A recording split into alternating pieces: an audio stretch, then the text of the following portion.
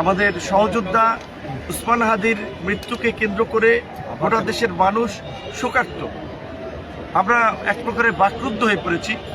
আমাদের এই ইমোশনকে কাজে লাগিয়ে, এই সেন্টিমেন্টকে কাজে লাগিয়ে আমরা দেখেছি যে সেদিন রাতে একদল বিপদগামী মানুষ তারা বাংলাদেশে একটা অস্থিতিশীল পরিস্থিতি সৃষ্টি করার জন্য, তৃতীয় পক্ষকে সুযোগ দেওয়ার জন্য প্রথম আলো, ডেইলি স্টারের কার্যালয় সহ বেশ কয়েকটি জায়গায় নাশকতা করেছে। চট্টগ্রামে একটি দূতাবাসের উপ হাই কমিশনে ভাঙচুর করেছে।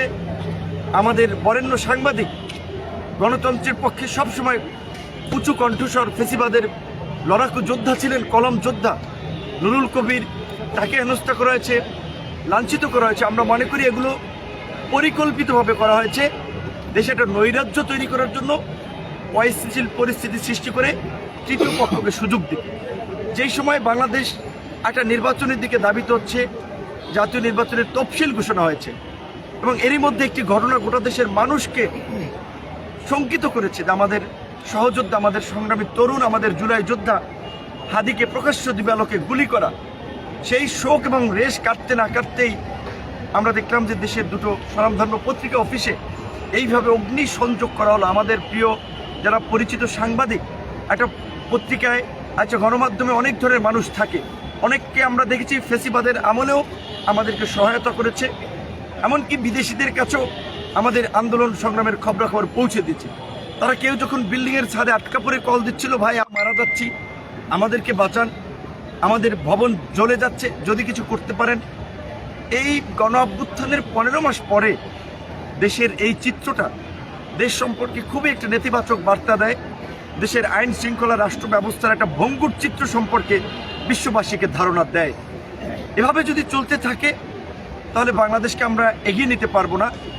এবং এই আগামীতে যে নির্বাচনের তফসিল ঘোষণা হয়েছে, তফসিল ঘোষণার পরে হাদির মতো একজন সংগ্রামী তরুণের গুলিবিদ্ধ হওয়া, দেশের স্বনামধন্য পত্রিকা অফিসে হামলা, সম্পাদককে লাঞ্ছিত করা, এই ঘটনাগুলোতে যদি সরকার এবং আইনশৃঙ্খলা বাহিনী কার্যকর পদক্ষেপ না নিতে পারে তাহলে আগামীতে সেটি আরও বড় ধরনের বিপর্যয় ডেকে আনবে।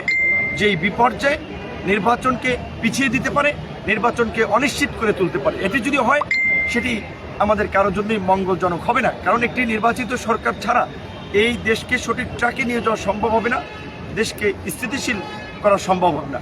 আমরা এই পত্রিকা অফিসে হামলা সহ নুরুল কবির ভাইকে লাঞ্ছিত করা, আমরা এর তীব্র নিন্দা এবং প্রতিবাদ জানাই। আমরা মনে করি যে এই হামলা, গণমাধ্যমের উপরে হামলা, এটি গণতন্ত্রের জন্য অশনি সংকেত। প্রিয় দেশবাসী এবং সংগ্রামী সকল তরুণ সহযোদ্ধা সকলকে আমরা বলবো যে আমরা যেন কারো উস্কানি কিংবা কারো ফাঁদে পা দিয়ে আমরা যেন দেশকে নতুন সংকটের দিকে ঠেলে না দেই। আমাদের বাংলাদেশ পুনর্গঠন চলছে, এই পুনর্গঠনে সকলকে অংশীদার হয়ে নির্বাচনের মাধ্যমেই সেই পুনর্গঠনের কাজকে ত্বরান্বিত করতে হবে, সম্পন্ন করতে হবে। তাই নির্বাচন যেন একটি অবাধ, সুষ্ঠু, নিরপেক্ষভাবে সম্পন্ন হয়, সেজন্য আইন শৃঙ্খলা বাহিনী, সরকার, নির্বাচন কমিশনের পাশাপাশি রাজনৈতিক দলগুলোকে দায়িত্ব পালন করতে হবে, সহযোগিতা করতে হবে। খবরের কাগজ, নিখাদ, নির্ভীক, নিরপেক্ষ।